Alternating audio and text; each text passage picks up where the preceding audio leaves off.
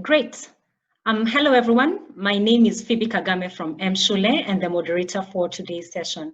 Thank you very much for joining us for M-Shule's first expert talk in collaboration with Kytabu and African Management Institute.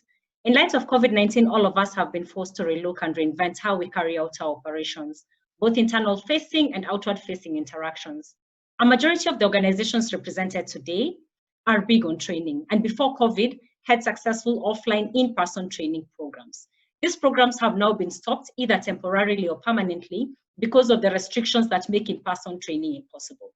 Some of the restrictions imposed are social distancing, bans against traveling, the use of masks, especially for programs or beneficiaries that rely on facial gestures. It is for this reason that the theme of today's talk is not only timely, but critical in ensuring we do not stop the transformational projects that our various institutions are implementing. But in everything that is going on, find a way to execute and plan on making them accessible digitally. We have an experienced panel today that will talk about 3 options we can explore in transforming our trainings to digital sessions. And I'm really excited to introduce them, but before that, I would want to go over the house rules. First, please make sure that your mic is muted when you're not speaking. Secondly, as we go through the sessions, please send your questions on the chat. I will keep track of these questions and lead off with them during the Q&A session.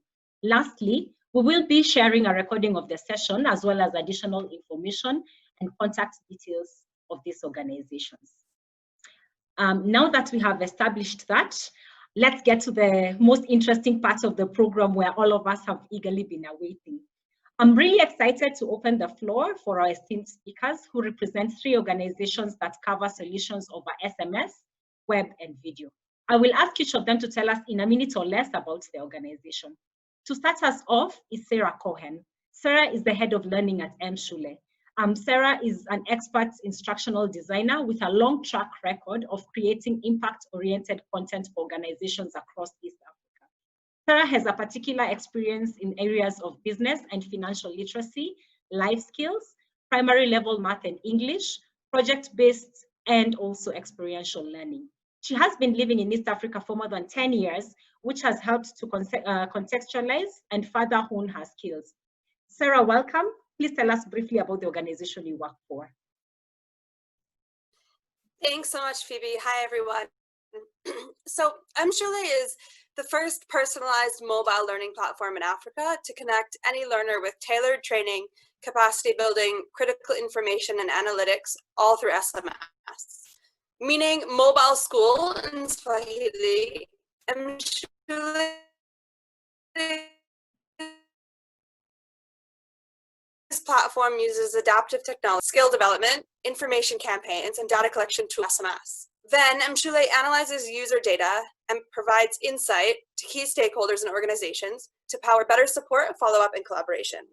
By making an all-in-one 21st century learning and evaluation platform possible, with even the simplest feature phone, M-Shule has been able to unlock new opportunities for learners across Kenya.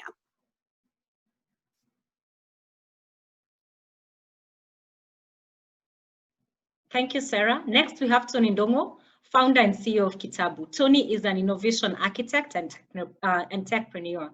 He was inspired by his own struggles with education. Tonee battles through the Kenyan education system with dyslexia, relying on audiobooks or simply falling behind. His inability to absorb information like his peers tethered him, but it also was his launchpad, making him the entrepreneur that he is today. He built his first nonprofit, the Kenya Wazimba Youth Foundation, when he was only 25 and raised 4 million Kenya shillings to travel across schools in Kenya talking about leadership. Tonee also founded NILAB, which went on to become the largest ICT incubator in Kenya, raising 5 million euros, including a 1 million partnership with the World Bank Foundation, all before he turned 30. Tonee, please tell us a little bit more about Kytabu. Thanks, Phoebe. It's nice to be here. Thank you, everyone, for taking the time to come. Kytabu is an edtech company based in Nairobi. We've been working towards education for children for the last 8 years. Video has been our main mode of learning. We've been able to funnel through more than 100,000 kids on our platform. And now with COVID, the pressure on us to be able to create content for children, and now that we know schools may not be opening in September, towards January, means that we've got 4,500 videos we're creating over the last 3 months. So it's interesting to be here. I look forward to giving you all the information we have on how to create video for learning and digital training. What we have applied for students can also be applied for young people and adults. So it's definitely going to be a value add to you and your organization. And thank you so much for having us over here, Phoebe, and we look forward to this. Great, thank you, Tonee. Lastly, we have Marcy Marine, Head of Learning at AMI. Marcy has worked with numerous organizations across Africa to design, deliver, and manage large-scale learning programs for over 8 years. These programs range from youth employability training in low-income areas in Kenya, entrepreneurship training in Nigeria, business and personal effectiveness training for gig economy workers in Kenya and South Africa, NPO sustainability training in Kenya and Somalia, to digital financial inclusion training for women across Cairo in Egypt.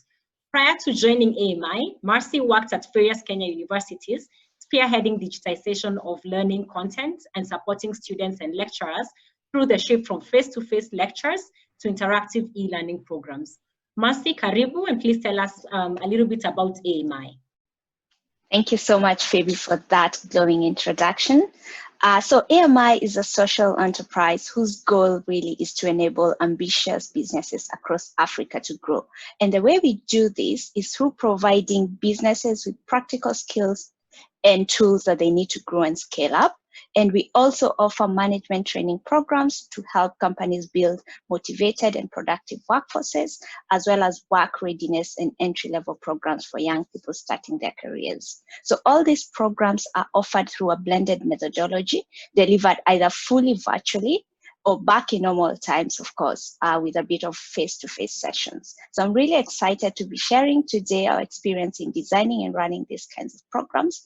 And thank you so much, everyone, for joining us. Great. Thank you, Sara, Tonee, and Marcy. Now that we know who our speakers are, we know the organizations they work for, we will start our program off. And first, we want to start by unpacking the pillars of learning.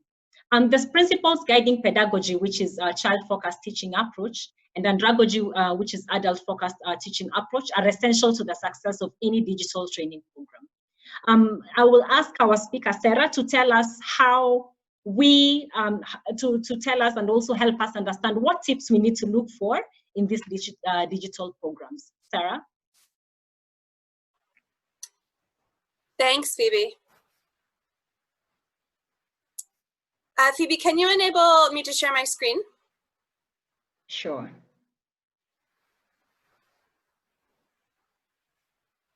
Great.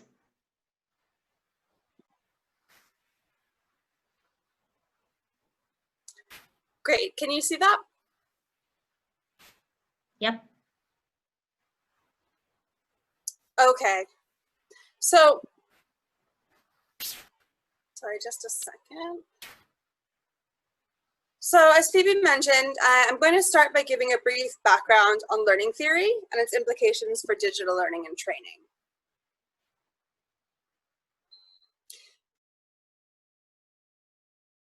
So pedagogy literally means the method and practice of teaching, and pedagogy is sometimes used as a general term, but more often it's used to refer to teaching and learning for children and young people, and that's how we'll be using the term here. In contrast, andragogy is the method and practice of teaching adult learners, and the theory of andragogy was developed by Malcolm Knowles, who made the following assumptions about the design of learning. 1, adults need to know why they need to learn something. 2, adults need to learn experientially. 3, adults approach learning as problem solving. And 4, adults learn best when the topic is of immediate value. So, what's the difference between pedagogy and andragogy? As this table shows, there are a number of different factors that contribute to the ways we approach learning design for children and adults. For example, most adults are intrinsically motivated to learn, while children tend to be extrinsically motivated and need that extra little push. Adults also come into training and learning opportunities with a lot more life experience than children do, so they often have more contributions to make to the learning experience. So now that we kind of have an idea of the difference between teaching children and teaching adults, pedagogy and andragogy, I wanted to ask you all, what do you think this means for training, and for digital training in particular? And as you think about this question, I want you to keep in mind your organization's beneficiaries. And if you'd like to contribute, you can type your answer in the chat.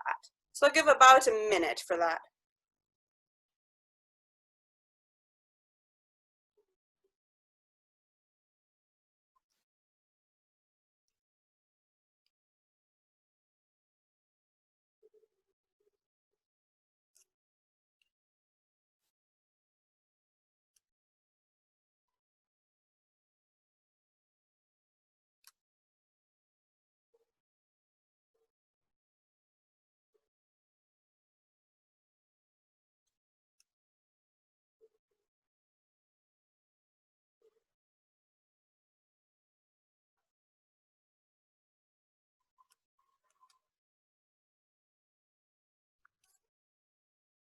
So Claire has mentioned that adults may need practical examples and learning, even while they're working, which is very true. Does anybody have anything else to contribute?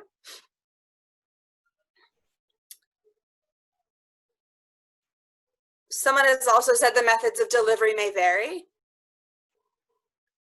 Adults need content they can directly relate to. Adults listen by choice. Adults normally tell you when they have time for training. That's very true. You need to understand what an adult wants to get out of the training and adapt accordingly. These are great. So there are still some responses coming in. Thank you. So in light of these obvious differences, I wanted to share a few tips and tricks on creating digital content for children and adults. For children, it's best to develop content and learning experiences that are based on familiar concepts. These can be topics they've covered in school or in an informal setting. Questions, lessons, or topics should have varying levels of difficulty so that every learner remains engaged. Children, as we said, are also extrinsically motivated to learn, so building in motivation to a digital learning experience is very helpful. This could be something like a leaderboard or simply providing verbal encouragement. Material aimed at children should contain vocabulary, sentence structure, and wording that is developmentally appropriate for the age group. And finally, the digital learning opportunity should be straightforward and easy for children to navigate on their own. It's a little bit different for adults. So we know that adults need to understand why they are learning. They also need to be able to connect the lesson topic to one of their needs, problems, or interests. Adults also learn best when the topic is of immediate value to them. In this way, you can frame lessons using case studies, scenarios, role-playing, simulations, and self-evaluation. You can also give learners control over their learning by making either the pace or the sequence of learning flexible. We also know that adults are very busy people, so chunking information helps people remember and assimilate it, as we know that small bits of information are easier to process than large. And finally, adults need to be involved in the planning and evaluation of their instruction. So be sure to give opportunities for feedback and to use that feedback to iterate on the learning opportunity. In this way, some of the major benefits of digital training for adults are the opportunity to give and receive immediate feedback, the ability to train remotely, and the self-paced nature of these learning opportunities. And that is the end of this part of my presentation. Great. Thank you so much, Sara, for for that introduction, and also just giving us a brief on what to expect as we are going forward in terms of managing learning, both for adult learners and for and also for child-focused learning teaching approaches. So, I mean, I think it is interesting to link this and for you to tell us how M-Shule employs these principles in transforming training on SMS.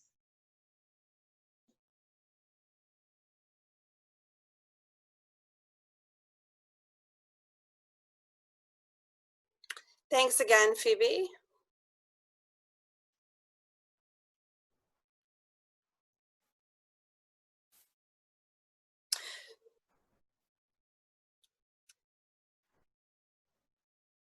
So I now want to walk you through the way in which M-Shule transforms in-person learning and training to SMS-based learning and training. And as I'm taking you through the different steps, I'll be making reference to examples from a financial literacy training, which should help to illustrate this process better.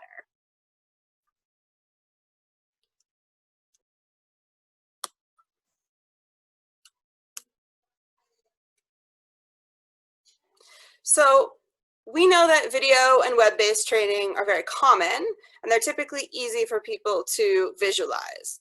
Before I begin explaining how we transform in-person trainings into digital trainings, have a look at an SMS training that M-Shule developed to get a better understanding of what SMS training can actually look like.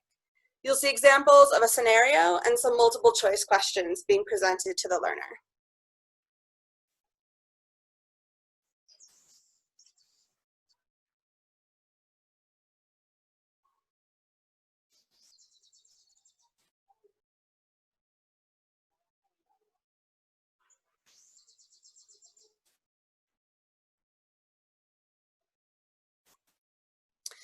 The first step in transforming a training is figuring out who our learners are. We do this by creating user personas, which shed light on the why of the training. What are our learners' needs, wants, and problems? This also helps ensure that learning is designed appropriately for the target audience.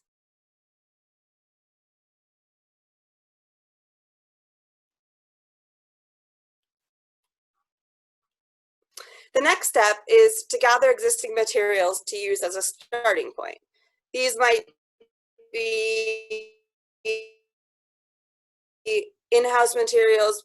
By using existing training materials, we can ensure that learning is consistent across modalities.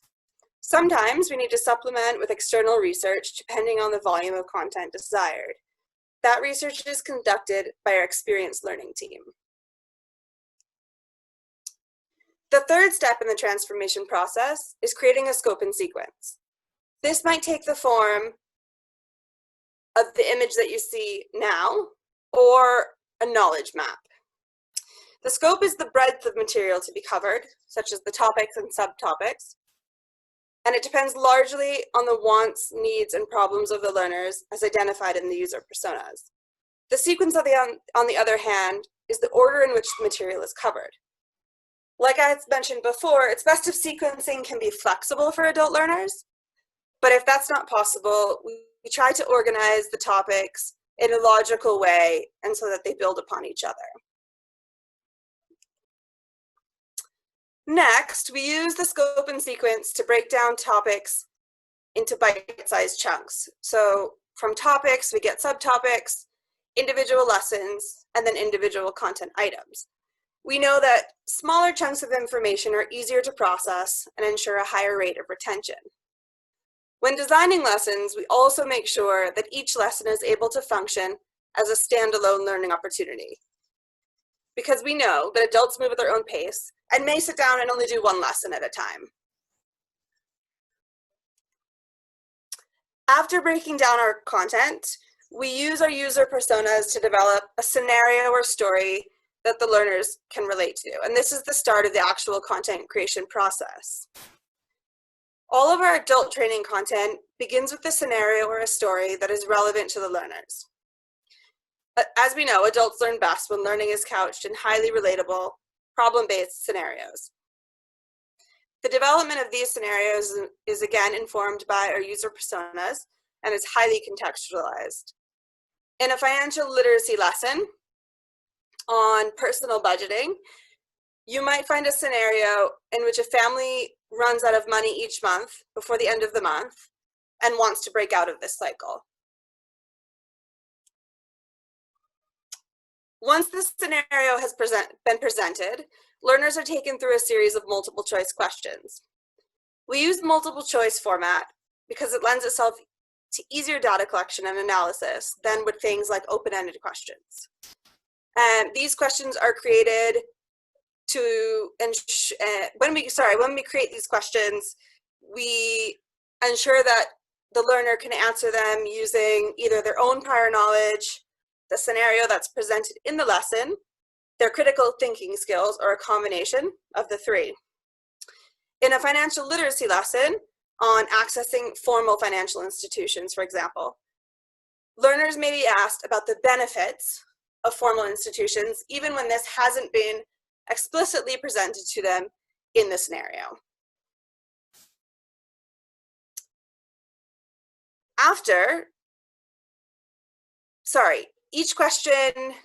Each multiple choice question that a learner is presented with has hints attached to it. Then the learner is presented with these hints when choosing an incorrect answer. These hints are designed to gently nudge the learner in the right direction without providing the actual answer to the question. And this allows us to scaffold the learning experience and support learners at all levels, which also keeps motivation up. When a learner chooses the correct answer, they're presented with an explanation which elaborates on why the answer is correct, also reinforcing their learning.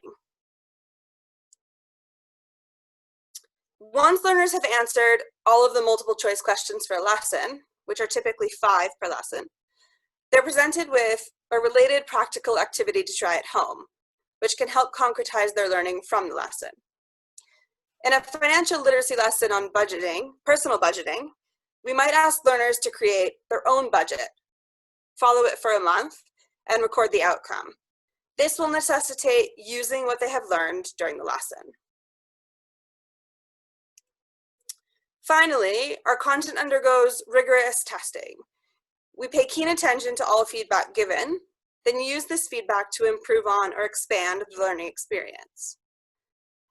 In a financial literacy micro course, learners might tell us that now that they know how to make a personal budget, for example, they want more information on wise investment practices. I would now like to talk a little bit about the impact that SMS-based training can have and the results we've seen at M-Shule. Using our platform, your organization can track your learners in real time while they're learning. This can help you to identify issues and successes as they occur. And here is an example of what a dashboard looks like, which can help you to track learning. M-Shule has also seen great success in providing SMS-based training to adults. For example, we recently transformed a livelihood skills training for refugees in Kenya from in-person training to SMS-based training. As you can see, this learning opportunity produced great results, and the feedback we received from participants was also very good.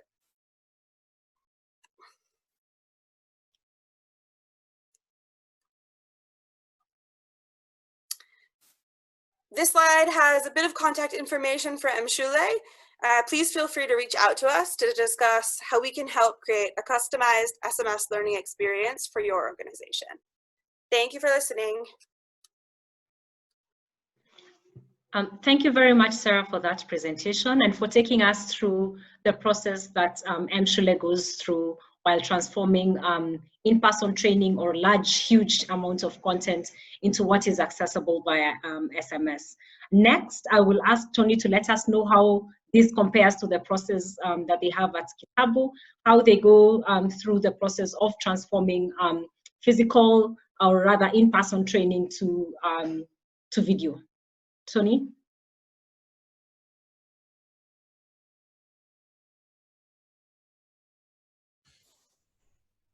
Awesome, very cool. Thank you for the opportunity again. We are going to start by taking from what Sara has started and keep moving forward in that direction. We're going to highlight how to train people digitally using videos. Kytabu, this is what we do.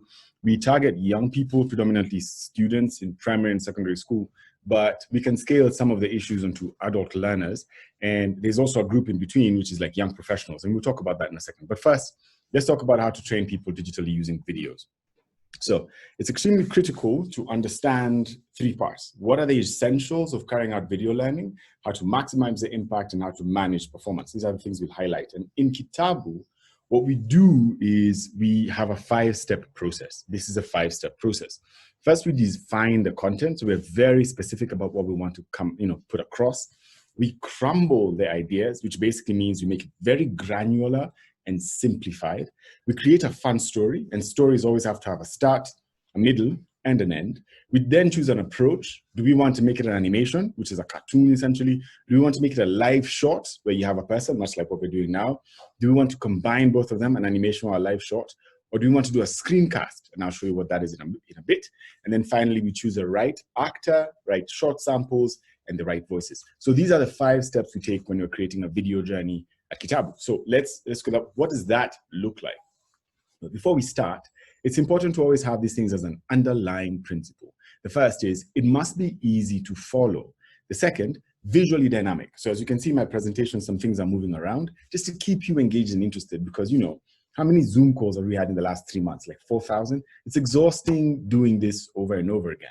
So visual dynamicness allows people to stay focused. Then we speak to the target audience directly. A lot of times, we always make the mistake of assuming what is real works on video. A good example is if a student gets into a class and you have a teacher on the blackboard, we then make the assumption that because this is how they do it in class, then when they go home, all we need to do is put a teacher and a blackboard behind a camera, and voila, we have a solution. It doesn't work that way, and we all know that. And this is some of the stuff that we want to talk about right now. So let's start about essentials for video learning. First things first, let's do these 4 things. Map your user. So know what your user likes, and then test often to make sure you stay on track. Practical example, if you have a young student, the chances are this young student does watch something for entertainment. What do they watch? You want to create something similar to that. In this case, as we talk about financial literacy, you have a young adult or an adult learner. What do they currently watch for entertainment and edutainment? You want to create something similar to that. Don't try to create something outside of that box. That's not going to be useful. Second, define the content.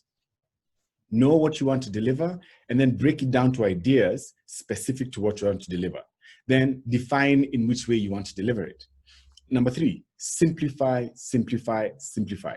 We cannot stress this enough. Video content is usually so simple that an entire 2-hour movie can be one small story. Who did it? Or who does she love?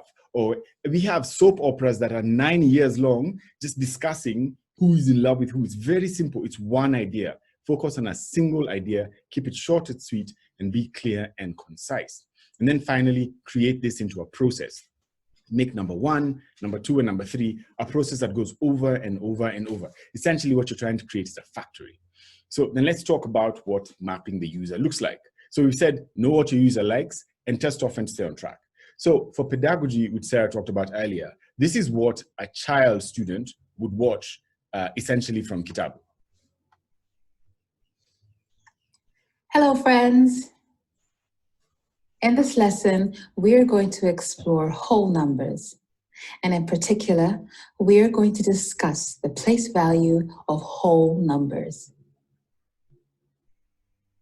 Note that there was a gap in the conversation, and there was cat's ears on the lady speaking, because the target audience is children. These are the things that are interesting to them. This, on the other hand, is a screencast for an adult learner who has very specific needs. This is, for example, a screencast of the Kytabu school management system. A screencast or a screen grab is basically a video of how to do it. This is where your mouse goes. Sometimes you may overlay it with audio. Sometimes you may overlay it with a musical track or a soundtrack.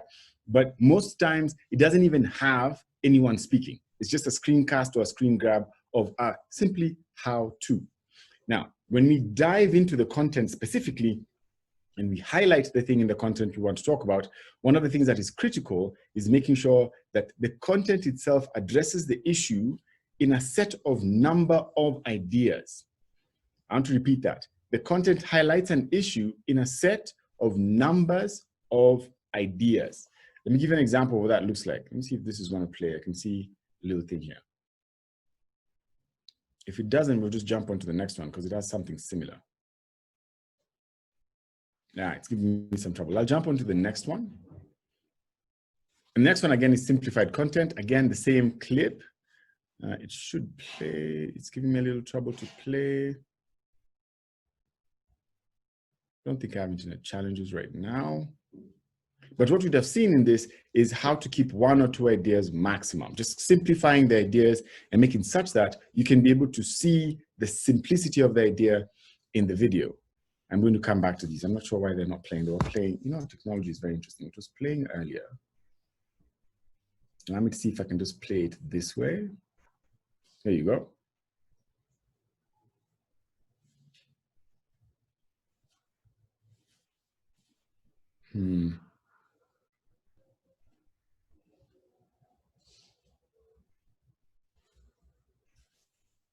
We'll come back to it. I'm not sure why they're not playing, but technology, you know how it is. Let's see if this one does agree.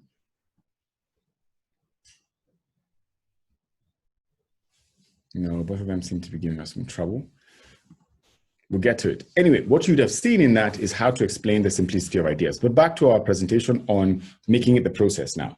So once you have understood how it should work, try and convert that into a process. And what's a process? A process is essentially creating a brainstorm. This is when people come together to discuss what they want to deliver.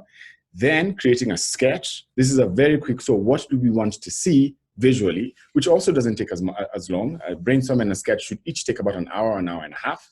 Then you create a storyboard. Happy to send you a storyboard template that you can be able to use, but many of these are online. This is where you talk about the story's beginning, middle, and end, which we'll highlight a bit later. And then finally, the video. Now, the video is the realization of what initially was the brainstorm. So looking at the next part, this is the essence of the story. As I mentioned, try to keep it to one specific story, and that story could be anything from saving to lending to borrowing to how to buy property to how to spread your money out. Whatever it is, keep a simple video to one story. A 20-minute video with 4 stories is extremely ineffective. A 3-minute video with 1 point of view or 1 story is highly effective and easier to be able to grow. Every story always has a beginning, it always has a middle, and it always has an end, and it's very easy to identify the beginning, middle, and the end. And when you look at stories, they always have 5 parts. Number 1, the telling of the story must be clear. You must start by saying something like, I'll tell you a story, or this is how I'll explain it, or let me make it simple for you, or this is something you can remember. That allows somebody to know there's a beginning, there's a middle, and an end. The second thing is think in images, which makes telling stories very easy. Think in images. We remember images faster than we remember words most of the times. The third thing is always put imagery and narration before text. Predominantly, as you have watched movies, there's less text and more storytelling, and that's what allows people to remember. I think somebody needs to mute their mic. Make it fun and engage over talk. Always try to make it fun. The last one is ask for input. When you're done telling a story, remember to ask for input at the end. Finally, how to make a performance and track progress. Now at Kytabu, what we have is 4 tools to do this. Excuse me. I think somebody's trying to speak. I'm not sure. So to finish off, some tools that we are using at Kytabu to help track this.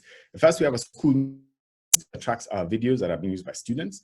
The second is we have mobile app analytics. So as you can see, you can be able to track how many books you've read, how many videos you've watched, how many exams you've done, and how many sessions you've been involved in. This then motivates the end user to be able to participate and consistently come back because they know they're getting something from it. Then you also have SMS update tools if there's new content or if there's something that the student or learner needs to know about. And finally, content creator feedback. Always give your people that you're targeting an opportunity to give you feedback on what they thought about your content and your videos. This loop is extremely important for you to know if what you've created as Claire will mention, can be sometimes expensive, tends to be of value or not. Lastly, some helpful tips. Make sure you have the right partners. Make sure you think outside the box, and always just go. Never wait to make a perfect product. Just go, go, go. Worst case scenario is you create a video you don't like, you learn from it, you'll do a better job next time, and you create a better video for your clients. But this is essentially the learning process we have at Kytabu. If you have any questions, I'm happy to answer them when we're ready to go. Thanks again. Awesome. Thank you very much, Tonee, for sharing that with us. We have now been given a behind-the-scene look on how SMS works, how video training works, and bringing us to a close, I will invite Marcy to take us through web training. Marcy? Thank you, Phoebe. I'm gonna share my screen. Please do give me a thumbs up if you can see it. Great, thank you. Thank you so much, Sara and Tonee, as well for your presentation. And that brings us really nicely to process and delivery. So I'll be focusing on delivery, and especially for adult learning.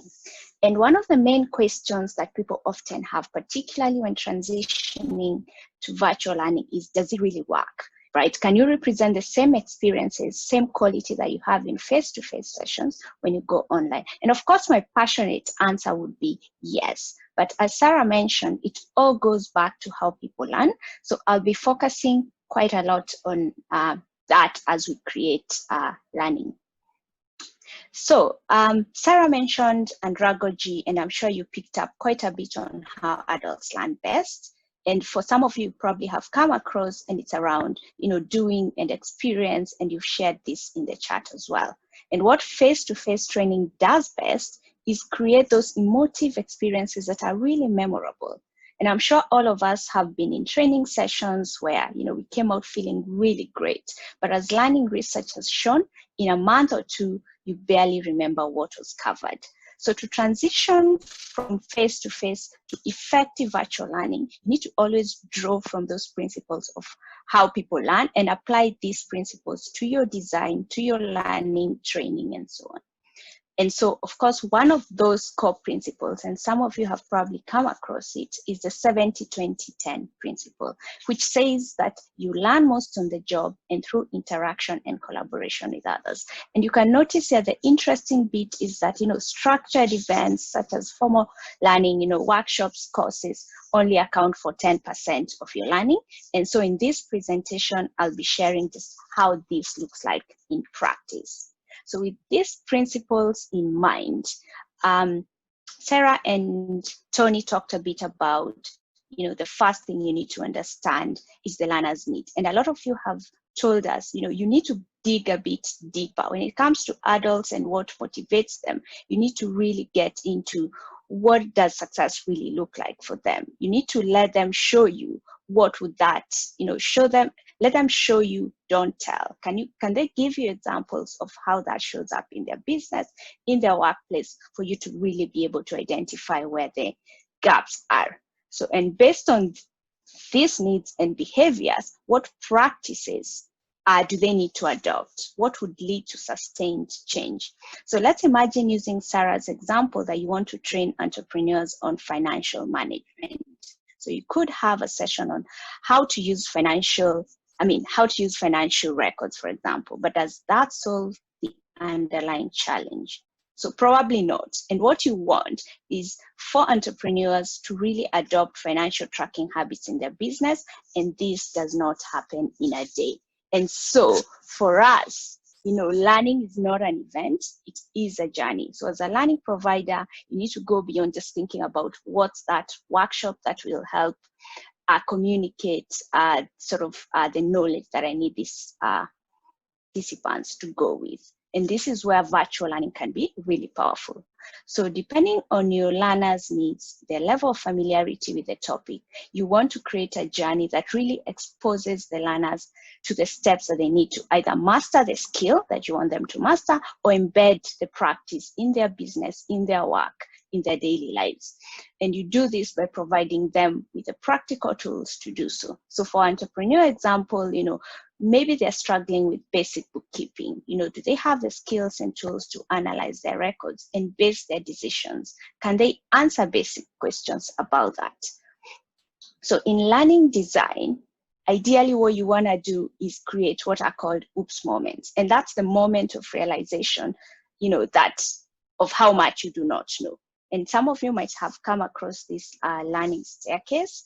And anytime you're designing, you want to move the learners from a point of what they do not know, this is the unconsciously unskilled, to unconsciously skilled, which is where they've mastered the practices, habits, and skills, and so they can do it, naturally without thinking about it. And there are many ways to structure these in your training. So you could do a structured learning journey. So at AMI, we call these programs or learning journeys, where you take participants through a fully guided journey that can be structured in phases like this, where you are combining a blend of virtual touch points to maybe introduce the tools and then cement that learning, with courses, with engagement with peers, as well as, your own guidance as the learning provider. So again, providing that idea of variety and choice. And of course, you can also do some semi-guided or semi-structured journeys, as well as self-directed learning journeys based on the needs.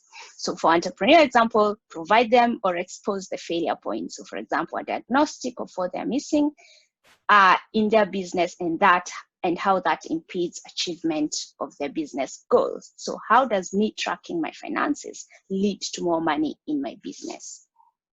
So for AMI, how that might look like, and really the core of what we do, is that tool-based approach, giving learners, giving entrepreneurs with those tools that they need to be able to do their business better, get to where they are. And so a good example is what I'm just showing on the screen, which is, in these COVID days, a scenario planning tool.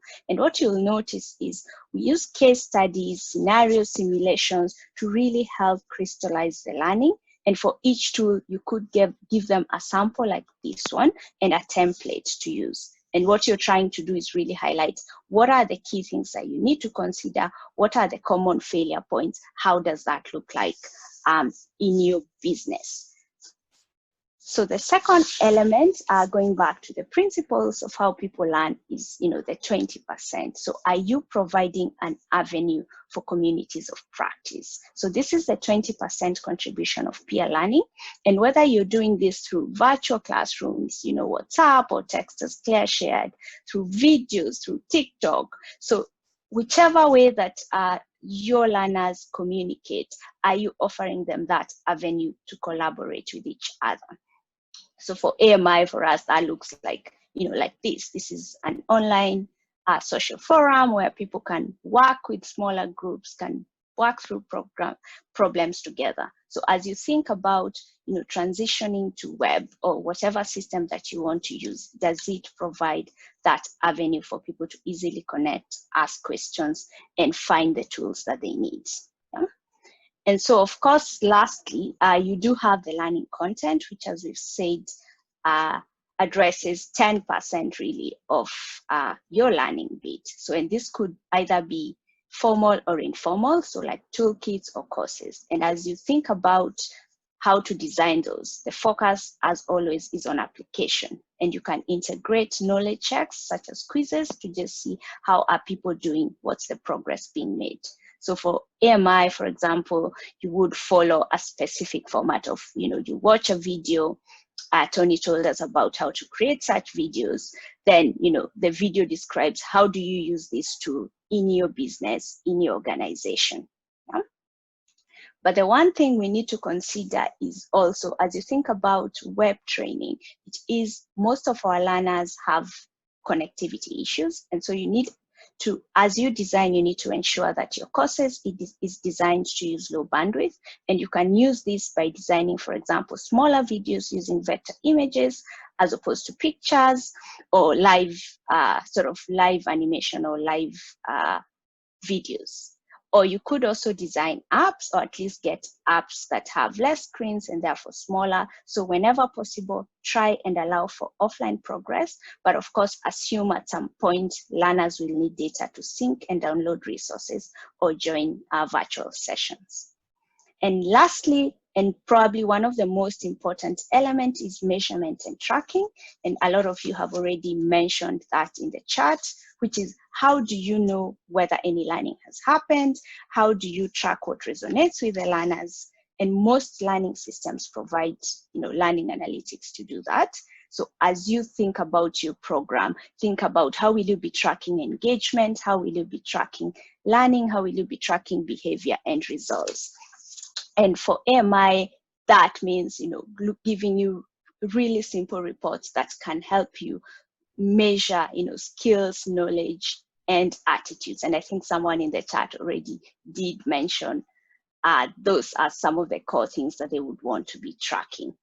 And so finally, when you think about, the power of virtual learning and the use of data in that, it's in this ability, again, to create, personalized learning journeys. So yes, you have looked at this person was thinking about financial modeling, was thinking about this, and now they're searching for resources on access to finance. How do you expose that journey to them so that they can search, add, and learn? So you almost want to provide a system where the results, the learning resources are easily searchable, easily digestible, and available at point of need.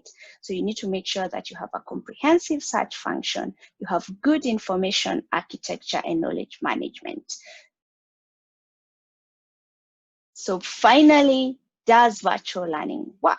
And I would say absolutely yes. But as we've seen, it only works best when you have the content that's well thought through, that is structured into a journey that can be guided either by engagement or community managers, and that allows spaced practice to allow for reinforcing in the ways that people learn. So thank you so much. I really hope that these tips have given you an idea as you think through transitioning to web training. Our contacts are here. If you need more information about what African Management Institute does, please feel free to reach out or ask questions in the chat. Thank you. Amazing. Thank you very much, Marcy.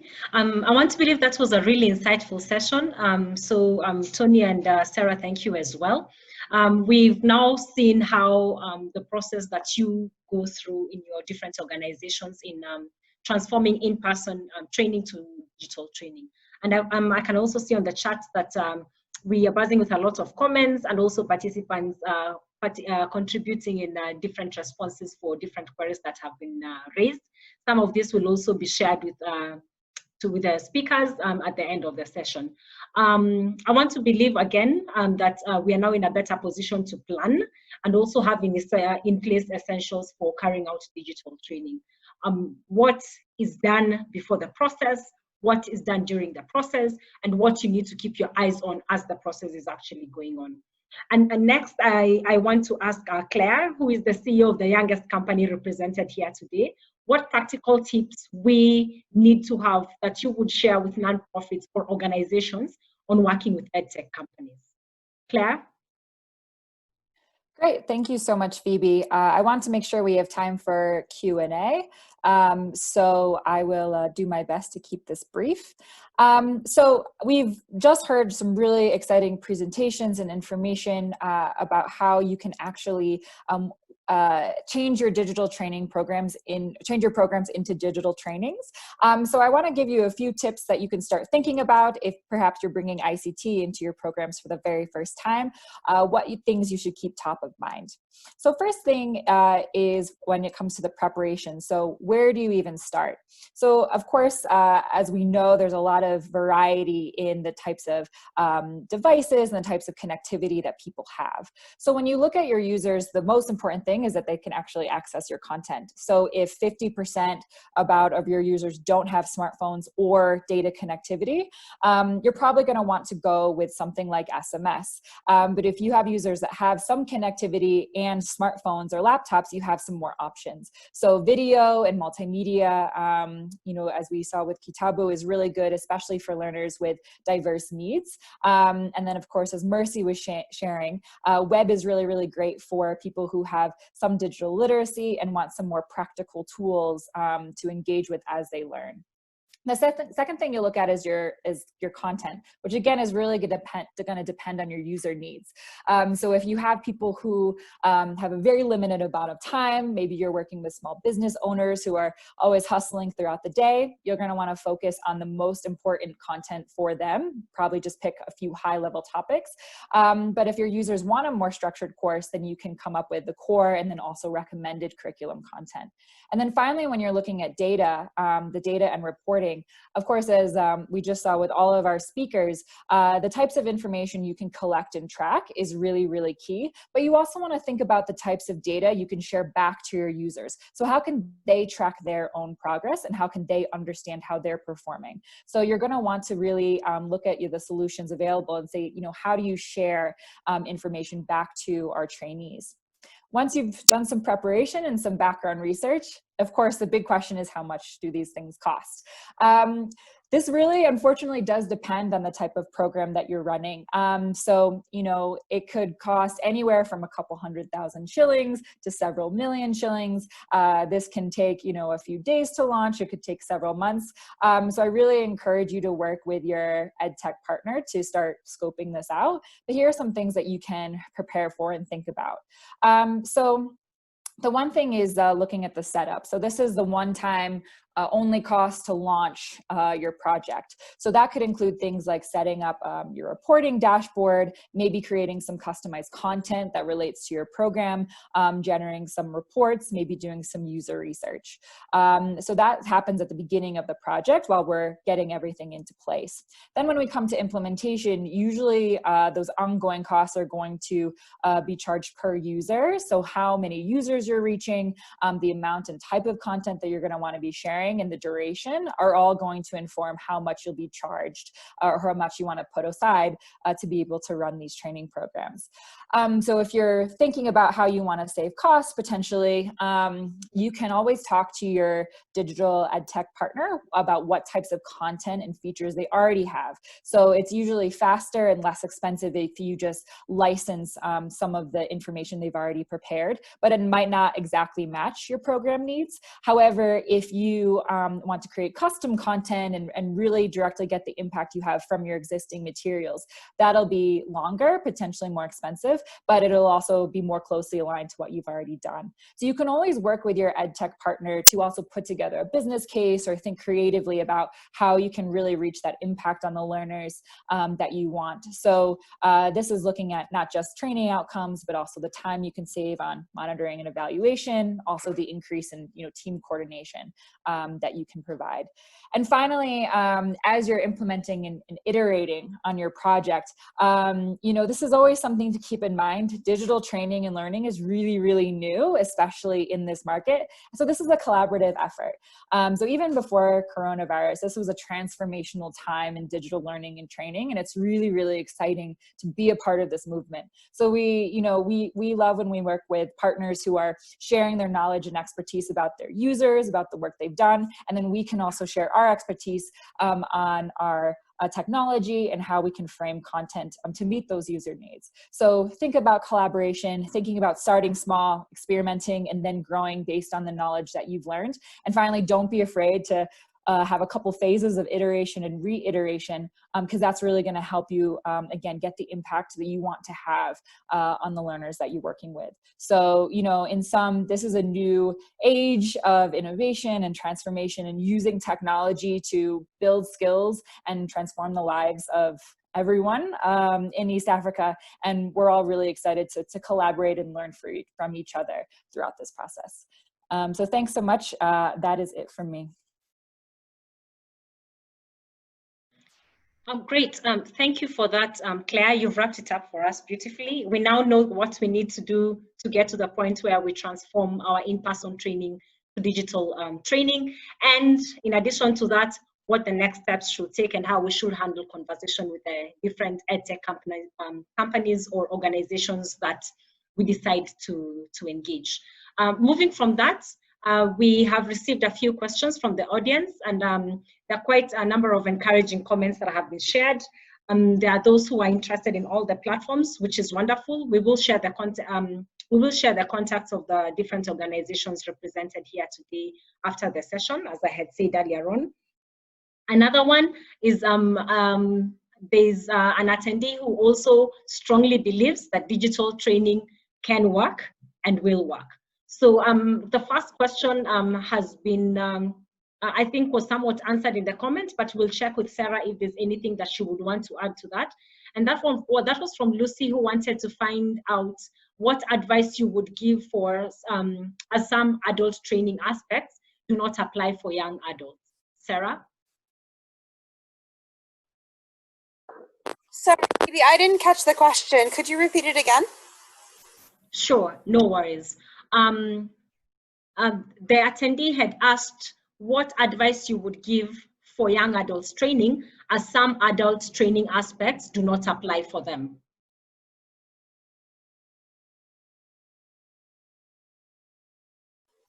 Yeah, that's a great question. And it's definitely important to note that children and youth are different from young adults who are different from adults. So depending on the background of the young adults we're talking about, a lot of the principles of andragogy do apply to them, especially if we're talking about out-of-school youth, youth involved in entrepreneurship or informal businesses. But the one thing that still does apply, and that's important to note from pedagogy, is that content still needs to be age appropriate. So we're talking about vocabulary, sentence structure, topics, but also about the scenarios that you use. So young adults respond well to a scenario-based approach to those scenarios need to be relevant to them and where they are in their lives currently.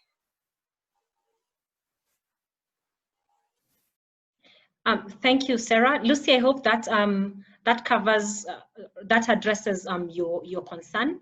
And the other question, which was addressed to Sara, but I think can be answered by any of our three speakers.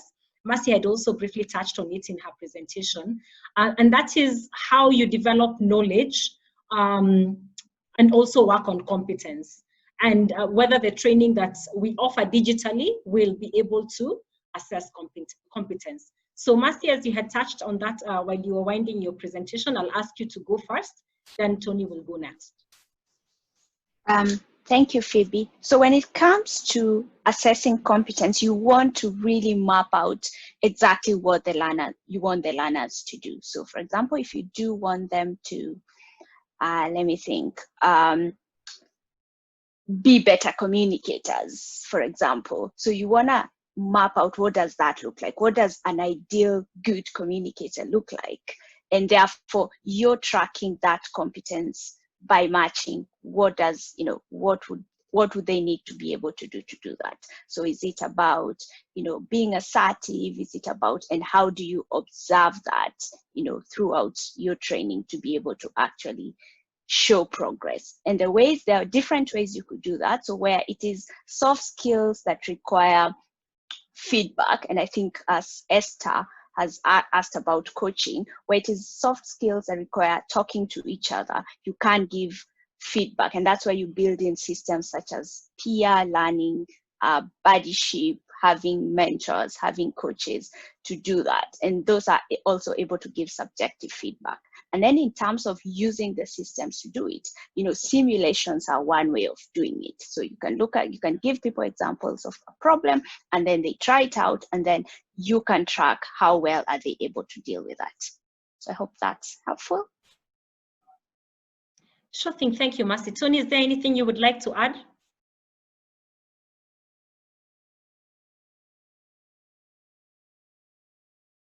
I think Mercy has clarified really, really well. I don't think there's much else to add.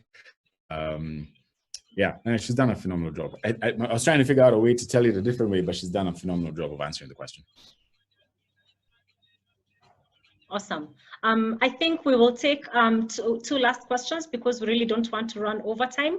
And that is, how do you keep older learners engaged on such platforms? I think the concern on engagement, on having people actively participate and also retain knowledge, especially older learners, is something that was raised even in some of the questions that were submitted before the training. I will ask any of our speakers to step up and address that. So let me do that. Adult learners is a different form, very much like special needs learners. And somebody, I think Dennis and Regina both asked about it. So there's two things that we want to be very clear about when we're creating content for adult learners and special need learners. Kytabu does do, we have special need learners, especially for deaf people. So what we are working on is making sure content is, number one, short and precise, number two, measurable, and number three, provides an opportunity for the people who are doing the course content to test themselves and go back and repeat. So if you can be able to do those 2-3 things, then you've got what you need. Number one, you're able to make it short and precise. Number two, you can allow them to test themselves. Number three, they can go back and repeat. And once you have that process, then it allows you to automate the learning process because adult learners know why they're learning, unlike children. Sarah had mentioned this at the very beginning. If you can do those things, it's very important. Now, when it comes to special needs learners, the same thing works, just slow it down, but work on those 3 things. Allow them to get in and learn what they need to learn. Then after that, give them an opportunity to repeat when they need to, and the rest should work on its own. Thank you, Tonee. You have addressed, again, one of the questions that has been asked multiple times in terms of learners with certain challenges. I think the other thing that has also been asked is for learners who are in marginalized areas. And I think for this particular one, I will pass it on to Sara, just to tell the audience what are the things or how the platform comes in handy for learners in marginalized communities. Sure, thanks, Phoebe. So that was a really good question about how we reach marginalized communities which don't have a smartphone or computer internet access. M-Shule in particular has designed its SMS-based learning platform specifically with these communities in mind. We know that the vast majority of people, even in marginalized communities, have access to a simple phone, what we would call a feature phone. What we've also seen in marginalized communities is people sharing phones. So if a beneficiary doesn't have their own phone, what will often happen is they will borrow a phone from a family member or a neighbor so they can access content.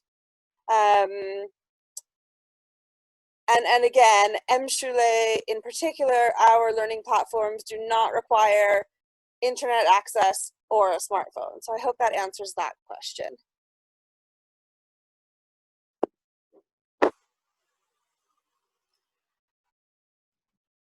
Thank you for that, Sara. We are running out of time. So we have received a lot of questions. Unfortunately, we have not been able to address all of them. We have taken note of them. And as promised, we will definitely summarize and follow up with answers to the questions that, to these questions that we were not able to tackle. Thank you very much, everyone, for coming to our first ever webinar. This will certainly not be the last. We will also send out a link to the conference recording as well as contact information for our speakers' organizations. Please take time to answer the survey on the session that will be shared with you in due course today. This will help us better understand your expectations and also how best we can improve in our future sessions. Thank you very much, everyone. I really appreciate your participation. I appreciate your attendance.